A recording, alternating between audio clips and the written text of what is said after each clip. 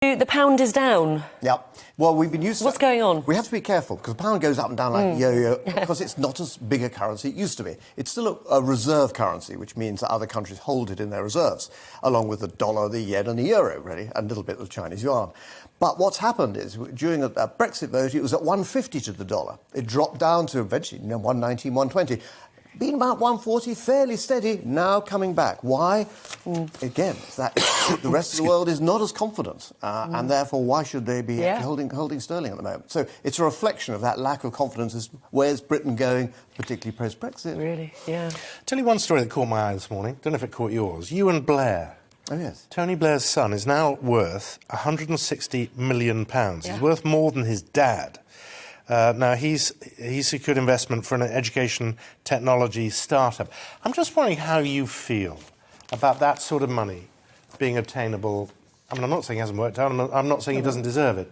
But it's a lot of money. It does reach the stage, and I remember in the city when it went from reasonable salaries for working hard, being successful, into telephone numbers. And you say, well, how did this actually happen? When did it happen? And more to the point, what is the point of it? And there's a lot of people who say we have to pay large sums of money to get the talent. That's not actually the case.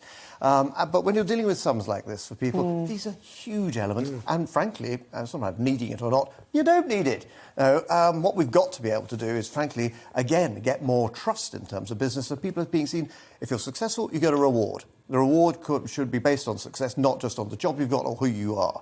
And longer term, and that's one of our problems here. We've turned into a punting nation. Our business is successful because it's done well today. No. 5, 7 years, grow the economy. And this is where we need to look at what the Germans have been doing. They're much better at looking longer term, even though they currently don't have a leader. But yeah, I mean, but the days of comparing ourselves with the Germans is interesting, isn't it? Because you do feel there's a sense in the UK, and whether it's Brexit, whatever it is, we are much more on our own than we were before. We are. And there is that sense of we've just got to make this work. Well, we have, and there are some very good bits of good news around. We're really good at starting businesses in this country. Startups all over, particularly in high tech, which is where you want to be. The Germans are good at manufacturing. That's not actually the future. The future is the high tech. Look at all those hubs of Silicon Roundabout, Silicon Beach, that's Brighton, Silicon Gorge, Bristol apparently, Fen, Glen, all of it. And what it is, little hubs of high tech businesses, and they breed.